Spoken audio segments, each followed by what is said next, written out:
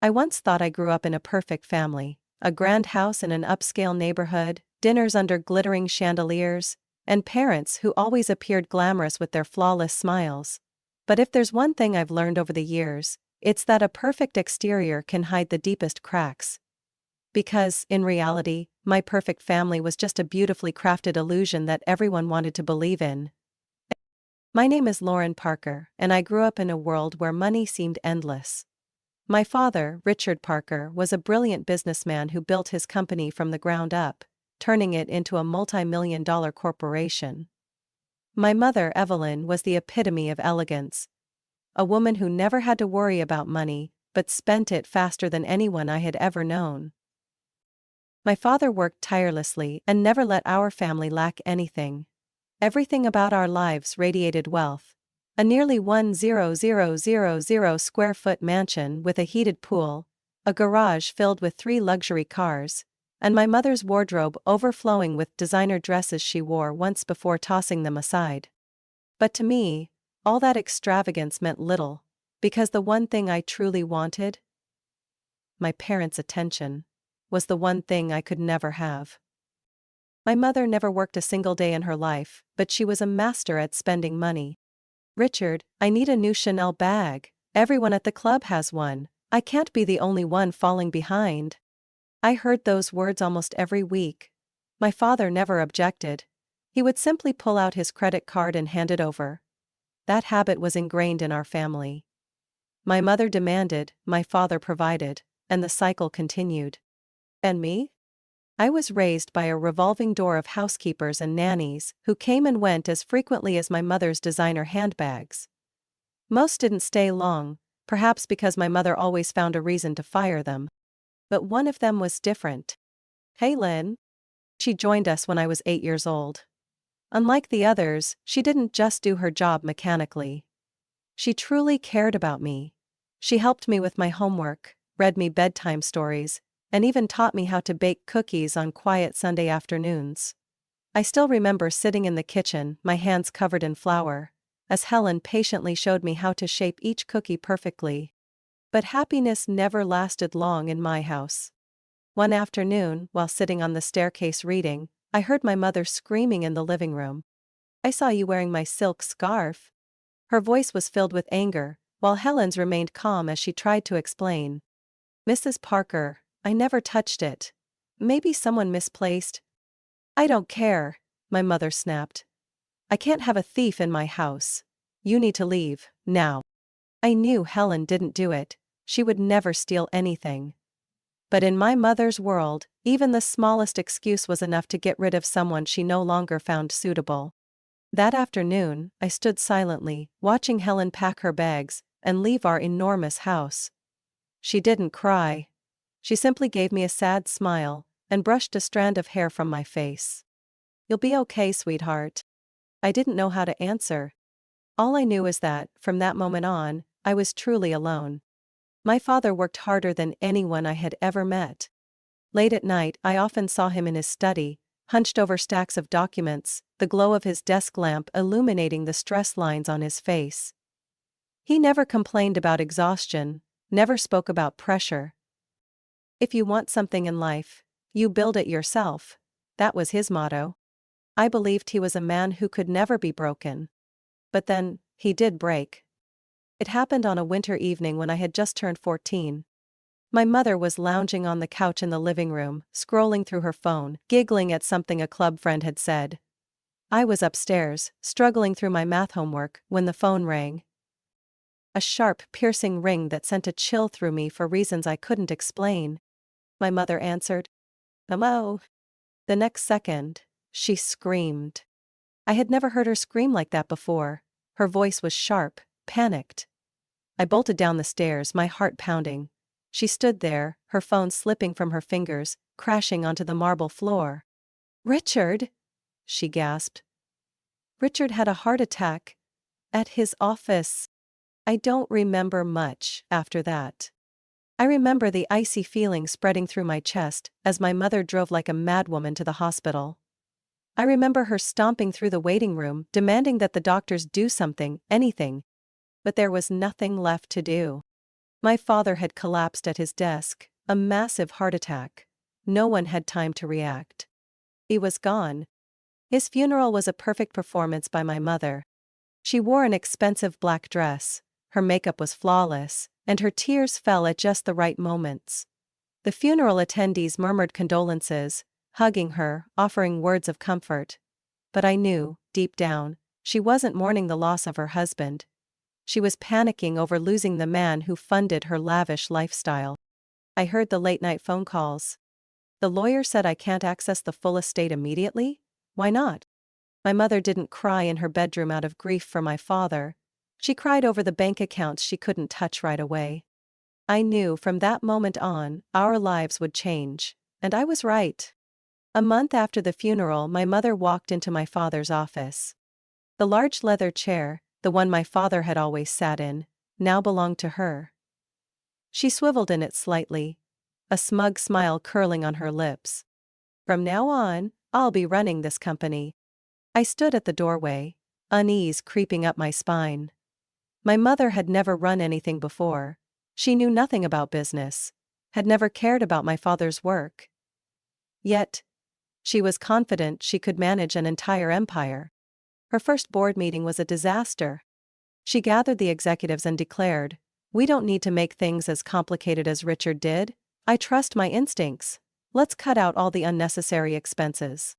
Within weeks, she fired the CFO for being too negative. Then came the head of operations. One by one, the most experienced people left. The company, my father's pride and legacy, was now being led by someone who didn't understand it at all. I overheard the whispers from employees. Contracts were being cancelled. Payments were late. I saw stacks of unpaid invoices piling up on her desk. She didn't even bother reading them. Yet, she continued shopping, attending high-end galas, pretending as if nothing had changed. I tried to talk to her. "Mom, the company is in trouble. You need someone experienced to help you manage it." She only laughed. "Lauren, you're too young to understand. I know what I'm doing." But she knew nothing. The company collapsed faster than I expected. Within a year, my mother had driven it into insurmountable debt. She scrambled to borrow money, mortgaged everything she could, but it wasn't enough. One day, I came home and found her sitting in the living room, holding a letter in her trembling hands. I already knew what it was. A notice of bankruptcy. Before I could speak, she threw the letter onto the table. "We still have the house, right?" 4 months later, we lost the house. Movers arrived, boxing up everything. Expensive furniture, the paintings my mother had collected, the designer gowns she had once bragged about. I stood in my bedroom, watching them pack away my childhood, feeling nothing but emptiness.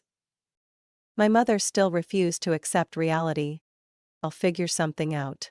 We'll buy it back, we just need a little time." But I knew. We were never coming back. In the end, we had one thing left. My college fund. And I knew it was only a matter of time before she tried to take it. After losing the house, we moved into a small apartment in the suburbs. The kind of place my mother once looked down on. From a sprawling mansion with a heated pool and luxury cars in the garage, we were now crammed into a 2-bedroom unit with worn-out furniture and threadbare carpets. My mother never said it outright, but I knew she hated it. Yet, even as everything crumbled, she refused to let go of her spending habits. At first, she tried to maintain appearances, clinging to the illusion of wealth. She wore old designer clothes, carefully applied her makeup before stepping outside, pretending this was only temporary. But the money kept dwindling. One day, I came home and found her sitting at the kitchen table, a stack of documents in front of her. She was reading through paperwork about my college fund. I froze. "Lauren, you know we need to talk about this." Her voice was soft, but I immediately sensed the danger behind it. I sat down, my heart pounding. I had anticipated this moment. I knew it was coming. "You have a trust fund. Money your father left for you. We need to use it." I took a deep breath. "No, Mom. That money is for my education." She placed her hand over mine, her gaze gentle, but I saw the calculation in her eyes. You don't understand, Lauren. We need that money to start over. I'll find a way to invest it, to fix everything. If we don't, we'll lose everything. I pulled my hand away. We've already lost everything, Mom, and I can't let you take my future away from me. For the first time, her face hardened. You're so selfish, Lauren. You're sitting on a pile of money while we're struggling. I felt the anger rise within me. I'm not sitting on a pile of money. That's my college fund, Mom. Dad left it for me because he knew this would happen. He knew you'd spend everything. She slammed her hand on the table. How dare you say that to me, after everything I've done for you? I let out a bitter laugh. What have you done for me? Besides driving this family into ruin. She stared at me, her eyes filled with rage and hurt. But I felt no guilt. For the first time, I didn't feel guilty for speaking the truth. From that day on, my mother never mentioned the college fund again. But she changed tactics. Instead of demanding it outright, she used guilt as a weapon. I sacrificed my whole life for you, Lauren. I gave up everything to take care of you, and this is how you repay me? I can't believe how cruel you are. Don't you love me at all? The words came daily, chipping away at me like water eroding a stone. I knew I was right, but there were moments when I felt weak. Silent dinners, lingering looks of disappointment. She no longer treated me as her daughter. She treated me as a traitor. We didn't talk about anything except money. If I walked into the kitchen, she would let out a dramatic sigh. If I bought a new book, she would glance at it with disdain. I felt like a stranger in my own home. I knew I had to leave. I secretly applied to college. Not to a school nearby, not anywhere she could follow me. I chose a university 3 states away, a place where I could start over. A place where she couldn't control me anymore. When I received my acceptance letter, I didn't tell her right away. I hid it in my drawer, knowing that once she found out, she would try to stop me. But I couldn't stay here forever. I had to escape before she destroyed my future too. I left on an early August morning, just as the sun was rising. My mother didn't see me off. She didn't wish me luck. She just sat in the living room staring at her phone screen as if I no longer existed. I pulled my suitcase to the car, shut the door behind me, and didn't look back. College life wasn't easy, but at least it was a life I could control. I received a partial scholarship, but I still had to manage the rest on my own. I worked part-time at the campus library, tutored in the evenings, and survived on the cheapest meals I could find. Every month I planned my expenses down to the last cent. No designer clothes, no luxury vacations, no expensive dinners like before. I learned how to save, how to live simply, and most importantly, how to be independent. In the beginning I would check my phone, waiting for a message from my mother. But she never texted. The first time she called was 2 months after I left. Lauren, do you have any idea how much I'm struggling? The rent is due, the bills are piling up. I can't handle this on my own. I closed my eyes, forcing myself to stay calm. Mom, I don't have money. I'm barely managing to support myself. But you have your college fund, can't you withdraw a little to help your own mother? I clenched my phone tightly. Mom, I've told you before. That money is for my education. She was silent for a few seconds, then sighed. Fine, just let me starve then. I hung up. That was the first of many calls, all following the same script. Lauren, the electricity is about to be shut off. Lauren, I don't have enough money for groceries. Lauren, I really need help. At first I felt guilty, after all she was my mother. But then I realized. She never once asked about my life at school, never once checked if I was okay. She only called when she needed money. I slowly learned how to say no. Not because I was heartless, but because I knew that if I gave in once, she would never stop. I graduated with honors. On graduation day, I stood in the middle of the campus courtyard, watching other students being embraced and congratulated by their families. No one was there for me. My mother didn't come. She didn't even call. I didn't know what I had expected. But no matter what, I was proud of myself. After graduation, I got a job at a financial firm in New York. The salary wasn't high at first, but I knew I was on the right path. I rented a small apartment, continued saving, and worked hard. I climbed the corporate ladder quickly. Within 3 years, I was promoted twice and finally had a stable life. And that's when my mother came back. This time, her call sounded different. No excessive complaints, no emotional manipulation. "Lauren, I know how hard you've worked to achieve everything you have today. I'm proud of you." I almost couldn't believe my ears. For the first time, she said something that wasn't about money.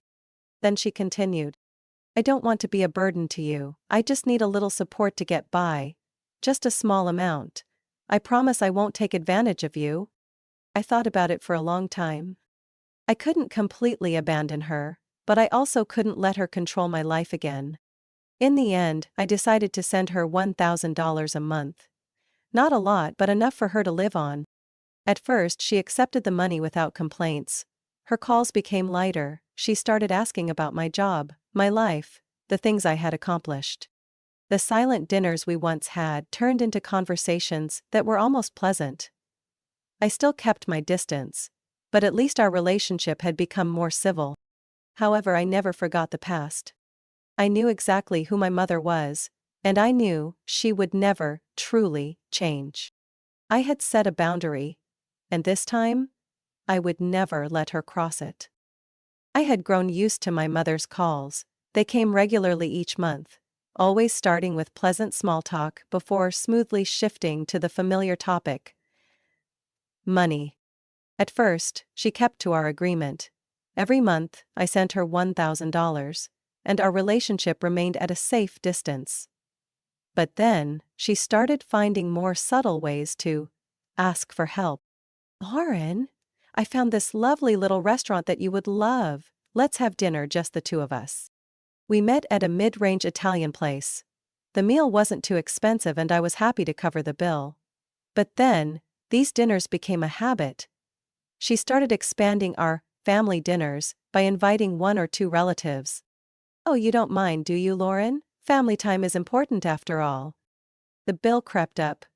From $50 to $150, then to $300. But I said nothing. I thought that if this was the cost of keeping a peaceful relationship, maybe I could tolerate it. But I was wrong. 3 years after I started supporting my mother, she called me one April morning. "Lauren, I've been thinking a lot about my birthday this year." I smiled, mentally checking the calendar. "I was just about to ask what you'd like to do." "We could have a nice dinner, somewhere you like, just with close family." "Oh, that's so sweet of you." Her voice was gentle. "But this time, I want to plan it myself. You just need to come and enjoy. No need to worry about anything." A toehold. Something in her tone made me uneasy, but I brushed it off, telling myself that maybe she just wanted to be more independent. I had no reason to be suspicious. Until I received a text message on the day of her birthday. "Come at 7 p.m. Address, the Grand Royale." I stared at the screen. The Grand Royale? That was the most upscale restaurant in the city, where a single appetizer cost a few $100s. A chill ran down my spine. When I walked into the restaurant that evening, my unease instantly turned into horror.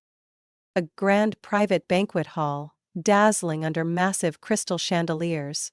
Long tables covered in white linen, expensive wine glasses, and menus without listed prices. At least 30 people were in the room. All relatives and my mother's friends. My head spun. What had she done? She rushed over, embracing me tightly, her smile radiant. "Lauren, you made it! Happy birthday to me!" I pulled back, trying to keep my voice steady. "Mom? What is this?" "Ugh, I just wanted to have a big celebration for once. After everything, I deserve a special night." I scanned the room. Premium champagne. Fine red wine. Plates of Wagyu steak. I turned back to my mother, a cold sensation creeping through me. "Mom, who's paying for this party?" Her smile didn't waver. "Lauren, of course you are. You always take care of me, don't you?" The air in the room froze. People turned to look at me, waiting for my response. A knot tightened in my stomach. This wasn't just a dinner. This was a trap. She hadn't told me about the party because she knew I would refuse.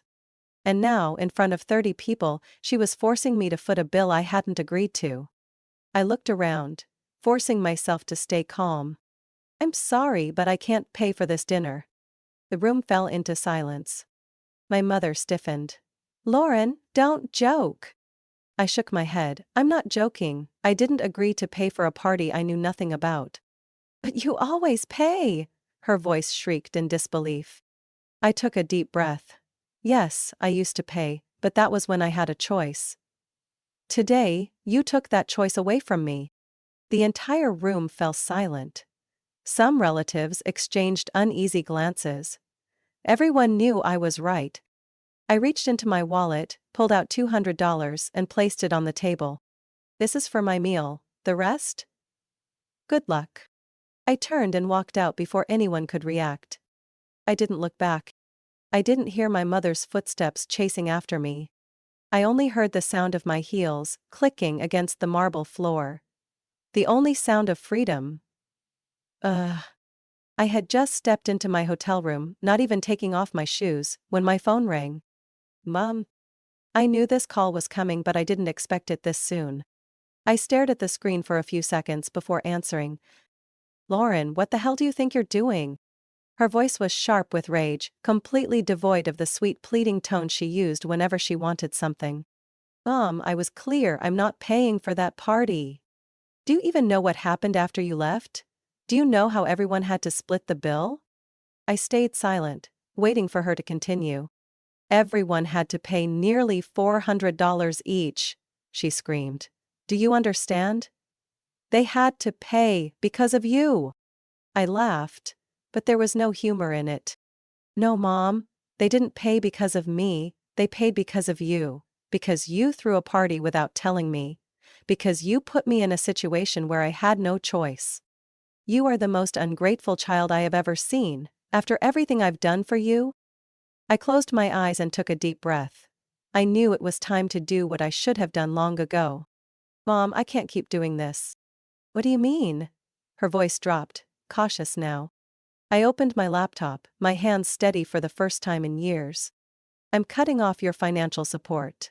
Starting today, I won't be sending you another cent." Silence stretched across the line. For a moment, I thought she had hung up. Then, her voice came back, cold as ice. "You can't do this to me. You promised to take care of me." I clicked cancel on the automatic bank transfer. "I never promised that, Mom. I helped you when I could, but I won't be used anymore." She screamed. "You think you're so great, don't you? You think just because you have a good job you can turn your back on your family? You are a disgusting, selfish, greedy person, Lauren." I hung up. I didn't stop there. Within the next hour, I canceled the internet service I had been paying for, called the car dealership and arranged to have my old car, which was still in my name, repossessed. Blocked her number. Sent one final message to the family group chat. "As of today, I will no longer be providing financial support to Mom or anyone else in this family. If you have any issues, take care of them yourselves. Best of luck." I hit send. Less than a minute later, the notifications started flooding in. "Aunt Karen." "Lauren, what are you doing? Your mother raised you for so many years, and this is how you repay her?" "Uncle Mark, you're turning yourself into a disgrace to this family. Your father would be so disappointed in you." "Cousin Rachel. Don't ever expect an invitation to my wedding. I don't want someone like you there on my special day." The messages poured in, each one condemning me. But what stood out to me the most was that not a single person offered to help my mother. Not one person said, "Don't worry, Evelyn, I'll take care of you." Not one person said, "I'll support her." They were only angry because I had stopped paying for them. In the weeks that followed, my phone kept ringing with calls from unknown numbers. I didn't answer. I heard from an old friend that my mother had to move into a smaller apartment, that she was telling everyone how her daughter had abandoned her after all the sacrifices she had made. But no one helped her. None of the people who once praised her, who depended on my money, were willing to give her a single cent. She had always seen me as an endless wallet, the only one she could control. But this time, I had truly left. I didn't feel guilty. I only felt relieved. After cutting off my mother financially, my life entered an entirely new chapter. No more guilt-ridden phone calls, no more manipulative messages, no more feeling burdened every time I got paid. For the first time in years, I felt truly free. Instead of worrying about when my mother would call demanding money, I focused on myself. My career flourished. I was promoted to a project management position, handling bigger contracts and earning the salary I deserved. With the money that used to be drained by my mother, I finally invested in my own future. I moved into a spacious apartment in the heart of the city, bought a new car instead of the old one I had reluctantly given her, and took time to travel, enjoying the life I had worked so hard to build. And most importantly, I no longer felt guilty. I no longer woke up each morning with the anxiety of wondering how my mother would manipulate me next. I no longer questioned if I was a bad daughter for setting boundaries. Because, in the end, I understood that love is not manipulation. 6 months after I cut ties, my mother tried to contact me again. The first message came on a Saturday evening, as I sipped a glass of wine on my balcony after a long work week. Mom. Lauren. I miss you, can we meet? I stared at the screen. A part of me wanted to believe she had changed. But I knew my mother. I didn't reply. The next day, another message arrived. Mom. Lauren, I was wrong about so many things, I don't want to lose you. I almost responded, but then I remembered all the times before. The times she pretended to be sorry just to drag me back into the same toxic cycle. I couldn't do that to myself again. 3 days later, she called. I hesitated but answered. Lauren, I'm so happy you picked up. Her voice was warm, gentle, but I could hear the hesitation in her words. I just want to see you, just for a coffee. I stayed silent. I really want to start over. I closed my eyes, steadying my voice. Mom. Do you understand why I left? She sighed. I know, I've made mistakes. But are you really going to abandon me forever? I felt a simmering anger rise inside me. You still think I abandoned you, Mom? Have you ever taken responsibility for what you've done? She was silent. I helped you for years. I paid the bills, bought you a car, supported you financially, and you never once showed gratitude. You just wanted more. And when I said no, you made me the bad guy. She took a sharp breath. Lauren, I have no one else but you. I gripped the phone tighter. You have an entire family. But you never ask them for help.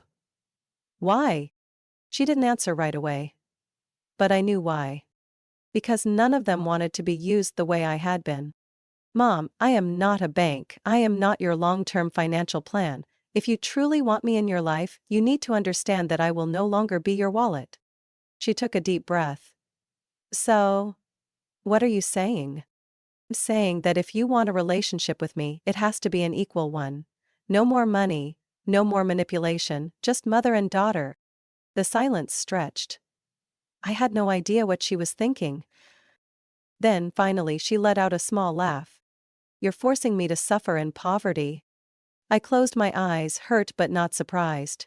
Still her. Still that mindset. Then you have your answer, I said calmly. I hung up. And this time, I didn't feel guilty. A year later, I heard that she had moved into a smaller apartment. She still told everyone that I was the ungrateful daughter who abandoned her. But this time, no one cared anymore. No one helped her. No one lent her money. The people who once benefited from my generosity disappeared the moment the money was gone. I no longer kept track of her life. I focused on myself. My career, my friends, the trips and experiences I had missed out on while being trapped in her cycle. I had stepped out of my mother's shadow. I had reclaimed my life. And I was never going back. Lauren Parker's story is not just a family tragedy. It's a profound lesson on personal boundaries and the value of independence. In reality, many people find themselves in similar situations, being financially exploited by family under the guise of love and duty. But helping doesn't mean sacrificing yourself. Lauren learned to say no, to set boundaries, and, in the end, she found freedom. Family should not be a financial burden, and real love is not manipulation. Sometimes, walking away is the only way to save yourself. What do you think about Lauren Parker's story? Do you sympathize with her, or do you think she was too harsh on her mother? Share your thoughts in the comments. Don't forget to follow the channel for more emotional real-life stories about family, love, and personal boundaries.